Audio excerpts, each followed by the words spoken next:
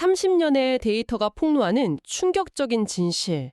만약 당신이 평생 진리라고 믿어왔던 가장 안정적인 투자 방법이 사실은 당신의 자산을 조용히 갉아먹고 있었다면 어떨까요? 오늘 저희가 분석해 볼 자료가 바로 그 질문에 대한 아주 도발적인 대답을 담고 있습니다. 특정 투자 전략의 구조적 우월성에 대한 심층 분석 보고서인데요. 네. 시작하기 전에 먼저 이것부터 좀 짚고 넘어가야 할 것 같은데요. 이건 특정 상품을 추천하거나 투자를 권유하는 금융 자문이 절대 아니라는 점. 모든 투자 결정의 최종 판단과 책임은 청취자 여러분께 있다는 점을 꼭 기억해 주셨으면 합니다. 네, 맞습니다.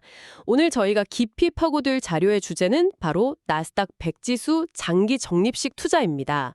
사실 바쁜 현대인에게 시간이 금이잖아요. 이 보고서는 최소한의 시간과 노력으로 시장 평균을 훌쩍 뛰어넘는 부를 쌓는 가장 효율적인 방법으로 나스닥 100을 딱 지목하고 있습니다. 뭐랄까 거의 투자의 신에게 도전하는 이단적인 보고서 같달까요? 맞습니다. 대부분 미국 투자라고 하면 S&P 500을 거의 교과서의 정석처럼 떠올리시잖아요. 그렇죠. 정석이죠. 하지만 이 자료는 자본 효율성, 그리고 또 복리의 극대화, 바로 이 관점에서 왜 나스닥 100이 구조적으로 더 우월한 선택인지를 30년이 넘는 데이터를 통해 아주 집요하게 보여주고 있습니다. 오늘 저희는 그 핵심 논리를 하나씩 해부해 보겠습니다. 좋습니다. 그럼 그 도발적인 주장의 근거부터 한번 살펴보죠. S&P 500하고 나스닥 100 둘 다 익숙한 이름인데 이 보고서는 두 지수의 태생부터가 근본적으로 다르다고 지적하네요. S&P 500은 뭐랄까 미국 경제 전체의 종합 건강검진표 같은 느낌이거든요. 금융, 에너지, 산업재, 좋은 기업은 그냥 다 모아놓은 거잖아요. 바로 그 점이 핵심입니다. 보고서가 S&P 500이라는 투자의 신에게 던지는 첫 번째 질문이 이거예요. 당신은 왜 금융이라는 무거운 족쇄를 차고 있습니까? 나스닥 100이 가장 큰 특징은요. 설계 단계부터 금융업을 의도적으로 배제했다는 점이에요. 은행이나 보험 같은 금융업은 정부 규제도 강하고 금리 변화에 아주 민감하죠. 구조적으로 자기 자본 이익률, 즉 ROE를 폭발적으로 높이는데 한계가 뚜렷한 산업입니다. 그러니까 처음부터 성장 속도가 좀 더딜 수밖에 없는 선수는 아예 벤치에 앉혀놓고 시작했다. 뭐 이런 의미군요. 정확합니다. 나스닥 100은 그 저성장 규제 산업의 자리를 기술, 통신, 헬스케어 같은 혁신을 주도하는 A급 선수들로만 꽉 채운 거죠. 비유하자면 S&P 500이 다양한 승객을 태운 거대한 크루즈선이라면 나스닥 100은 최정예 선수들만 태운 스피드보트인 셈입니다. 2025년 데이터를 보니까 그 차이가 정말 확연하네요. 나스닥 100은 정보기술, IT 섹터 비중이 약 57.8%, 거의 60%네요. 네, 거의 60%에 가깝죠. 통신이랑 임의소비재까지 합치면 80%가 넘어가는데 이건 뭐 그냥 IT 천재들의 올스타팀이라고 불러도 될 정도인데요. 반면에 S&P 500은 금융 섹터가 약 13.1%를 차지하고 있죠. 보고서는 이걸 수익률 희석 효과라는 아주 흥미로운 용어로 표현합니다. 시장이 폭발적으로 성장할 때 S&P 500 안에 있는 그 저성장 섹터들이 전체 수익률의 발목을 잡는 물귀신 역할을 할 수 있다는 뜻입니다. 나스닥 100은 이런 시석 요인을 원천적으로 제거해서 성장의 순도를 최대한으로 끌어올린 지수라고 볼 수 있습니다. 잠깐만요. 보고서의 다음 내용을 보니까 더 충격적인데요. 상위 기업 집중도를 보면 나스닥 100은 상위 10개 종목 비중이 무려 53.69%에 달한다고요? 네, 그렇습니다. 아니 이건 우리가 교과서에서 배운 달걀을 한 바구니에 담지 말라? 이 분산 투자의 원칙에 정면으로 위배되는 거 아닌가요? 솔직히 좀 위험해 보이는데요. 아주 좋은 지적이십니다.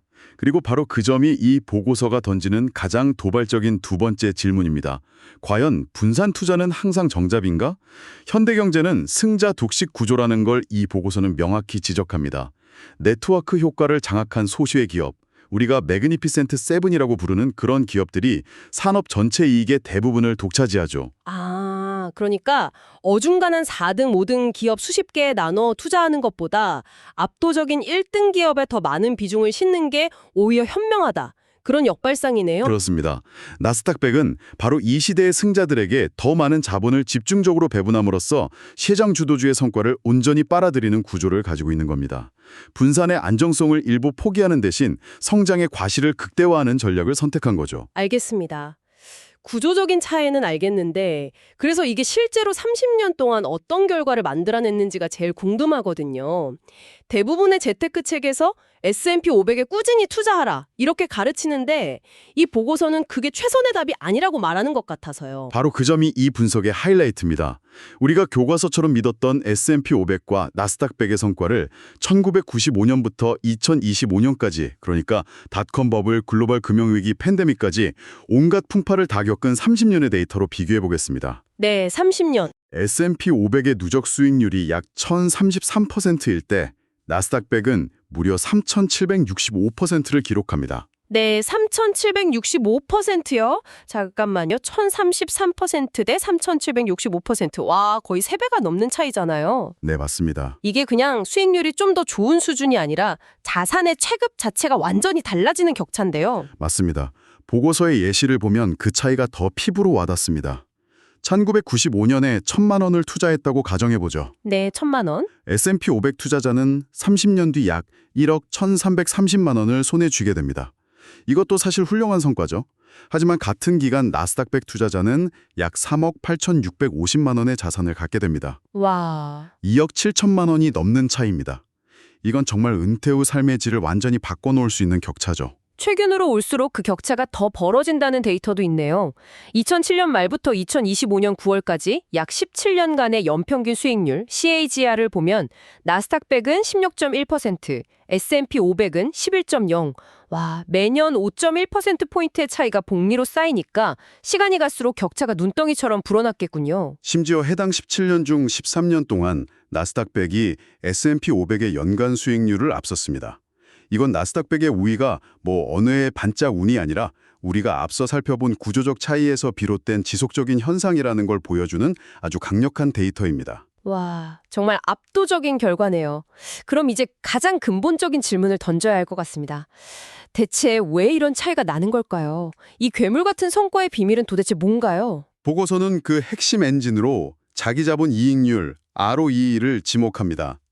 ROE는 쉽게 말해 회사가 자기 돈으로 얼마나 장사를 잘하는가를 보여주는 효율성 지표죠. 여기서 나스닥 100 기업들의 가장 큰 무기인 자산 경량화 모델이 등장합니다. 자산 경량화요? 말이 조금 어려운데 쉽게 설명해 주실 수 있을까요? 물론입니다. 쉽게 말해 장사의 신 같은 거죠. 전통적인 제조업, 예를 들어 자동차 회사가 차를 한 대 더 팔려면 공장을 더 짓고 로봇팔을 사고 직원을 더 뽑아야 합니다.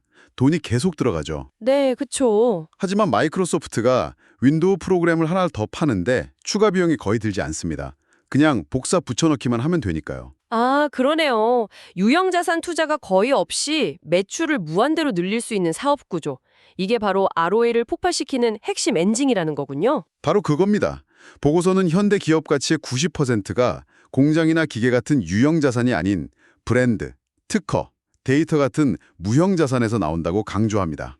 그리고 이 무형 자산이 바로 경쟁자가 넘을 수 없는 경제적 해자를 만듭니다. 경제적 해자? 워런 버핏이 강조해서 유명해진 개념이죠. 네, 나스닥 100의 대표 기업들은 이 해자가 아주 깊고 넓습니다. 예를 들어 네트워크 효과가 있죠. 한국에서는 카카오톡을 생각하시면 됩니다. 친구들이 다 카톡을 쓰니까 나도 쓸 수밖에 없죠. 아, 맞아요. 후발제자가 아무리 좋은 메신저를 만들어도 이 네트워크를 뚫기란 불가능에 가깝습니다. 또 다른 강력한 해자는 높은 전환 비용입니다. 아, 이건 제가 확실히 체감하는데요. 애플 생태계에 한번 발을 들이면 아이폰, 아이패드, 맥북 여기서 벗어나기가 정말 어렵잖아요. 그렇죠. AI 개발자들이 엔비디아의 쿠다 플랫폼에 락인되어서 다른 칩을 쓰기 어려운 것도 비슷한 예시겠네요. 정확합니다. 이런 강력한 무형 자산과 경제적 해자가 결합되면서 나스닥 100은 말 그대로 돈이 돈을 버는 복리기계, 컴파운딩 머신처럼 작동한다고 보고서는 분석합니다. 그런데 여기서 많은 분들이 가장 우려하는 지점이 나올 것 같습니다. 나스닥은 반동성이 너무 커서 위험하다는 인식이 있잖아요. 실제로도 등락폭이 큰 건 사실이고요. 맞습니다. 하지만 이 자료는 변동성의 동전의 양면을 봐야 한다고 말합니다. 우리는 보통 변동성이라고 하면 주가가 급락하는 하방 변동성만 떠올리면서 공포에 떨죠. 네, 무섭죠. 하지만 변동성에는 주가가 급등하는 상방 변동성도 포함됩니다. 아, 그러니까 떨어질 때 크게 떨어지지만 오를 때도 화끈하게 오른다는 거군요. 그렇죠. 실제로 2023년에 나스닥 100이 55.1%라는 경이적인 상승을 보일 때 S&P 500은 26.3% 상승했습니다. 만약 변동성이 무서워서 나스닥 100 투자를 피했다면 이 폭발적인 상승의 기회까지 고스란히 놓치게 되는 셈이죠. 그래도 가장평 공포 시나리오는 역시 2000년 닷컴 버블 최고점에 물렸다면 원금 회복에 15년이나 걸렸다는 말일 겁니다. 생각만 해도 끔찍한데요. 그건 전 재산을 한 번에 거치식으로 투자했을 때의 최악의 시나리오입니다. 하지만 이 보고서가 강조하는 장기적 적립식 투자, DCA를 했다면 결과는 180도 달라집니다. 이게 바로 적립식 투자의 마법입니다. 닷컴 버블 붕괴처럼 주가가 마이너스 78%까지 폭락하는 시기는 모두가 공포에 질려 주식을 내던지는 시간이잖아요. 네, 보통은 그렇죠. 하지만 적립식 투자자는 오히려 역대급 박앤세일이다 라고 외치면서 평소와 같은 돈으로 주식을 2배, 3배 더 많이 주워 담는 겁니다. 남들이 공포에 팔 때 우리는 기계적으로 죽는 거죠. 그러니 평균 매입 단가가 극적으로 낮아질 수밖에 없습니다. 와, 듣고 보니 정말 생각의 전환이네요. 위기가 아니라 기회로 만드는 거군요. 그럼 그렇게 했을 때 원금 회복 기간은 얼마나 단축되나요? 보고서의 분석에 따르면 원금 회복 기간이 15년이 아니라 약 5년에서 7년으로 절반 이상 단축됩니다. 와, 절반 이상이요? 그리고 그 이후 상승장에서 자산은 그야말로 기하급수적으로 불어났을 겁니다. 솔직히 저도 2022년에 주가 떨어질 때 무서워서 그냥 계좌 안 보고 버텼거든요. 그런데 이 보고서 논리대로라면 오히려 그때가 월급 날마다 신나서 추가 매수를 해야 하는 쇼핑 시즌이었던 셈이네요. 와, 듣고 보니 나스닥 100이 정말 매력적이네요. 그런데 이렇게 좋은 걸 알았다고 해도 막상 그래서 뭘 어떻게 사야 하는데? 라는 질문 앞에선 막막해지거든요. 이 보고서가 한국에 있는 저희 같은 사람들을 위해 어떤 구체적인 길을 알려주고 있나요? 물론입니다. 보고서는 아주 구체적인 실전 가이드까지 제시하고 있습니다.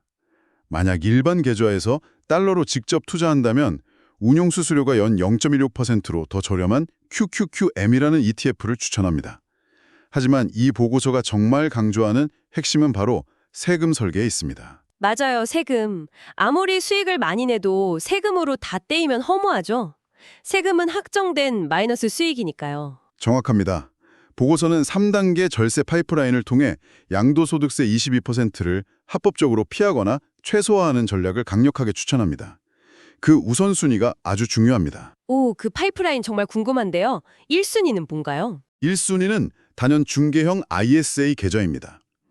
연 2천만 원 한도 내에서 투자할 수 있는데 발생한 수익에 대해 200만 원, 서민형은 400만 원까지는 세금이 아예 없고요. 그 초과분에 대해서도 9.9%의 낮은 세율로 분리과세되기 때문에 가장 먼저 채워야 할 최강의 절세 통장입니다. ISA를 가장 먼저 활용하고 그다음 2순위는요? 2순위는 연금저축펀드입니다. 연 600만 원까지 세액공제를 받으면서 노후 준비도 할 수 있죠. 무엇보다 수익이 나도 당장 세금을 떼지 않고 나중에 연금으로 받을 때까지 밀어주는 과세 이연 효과가 엄청납니다. 복리 효과를 극대화하는 최고의 무기죠. 마지막 3순위는 IRP겠군요. 맞습니다. 3순위는 IRP, 개인형 퇴직연금으로 연금저축펀드를 포함해서 연 900만 원까지 세액공제 한도를 늘릴 수 있습니다. 이 세 가지 절세 계좌 안에서 국내에 상장된 타이거나 AC, KB스타, 미국 나스닥 100 ETF 같은 상품들을 꾸준히 사모으는 것이 보고서가 제시하는 최적의 전략입니다. 아, 정리가 되네요. 정리하자면 오늘 우리가 분석한 보고서는 나스닥 100 투자가 단순히 기술주에 투자하는 걸 넘어서서 현대 경제를 움직이는 혁신의 엔진에 내 자본을 태우는 행위다. 이렇게 말하고 있군요. 네. 그리고 모두가 두려워하는 변동성은 장기 적립식 투자자에게 리스크가 아니라 오히려 기회이며 지난 30년의 역사가 그 압도적인 성과를 증명한다는 것이고요. 네. 보고서는 2025년, 26년 전망도 긍정적으로 보고 있습니다. 닷컴 버블 때와는 근본적으로 다르다는 거죠. 지금은 AI와 클라우드 기술이 단순한 거품이 아니라 실제 기업의 막대한 이익과 현금 흐름으로 직면되고 있고요. 향후 금리 인하 가능성 역시 성장주에 아주 긍정적인 환경을 제공할 것이라고 분석합니다. 이 보고서의 마지막 문장이 참 인상 깊습니다. 당신의 귀중한 시간을 시장 분석이 아닌 당신의 삶 자체에 사용하라. 세계 최고의 혁신가들이 당신의 자산을 대신 불려주도록 시스템을 만들어라. 결국 투자의 본질에 대한 이야기 같아요. 맞습니다. 여기서 마지막으로 청취자분들께 한 가지 질문을 던져보고 싶습니다. 당신의 투자가 아닌 당신의 인생에서 나스닥 100과 같은 곳은 무엇일까요? 당신이 가진 한정된 에너지와 시간을 어디에 가장 집중적으로 그리고 꾸준히 투자했을 때 가장 큰 복리 효과를 얻을 수 있을까요? 이 보고서의 투자 철학이 당신의 삶에도 적용될 수 있을지 생각해 보시는 것도 아주 흥미로운 지점이 될 것 같습니다.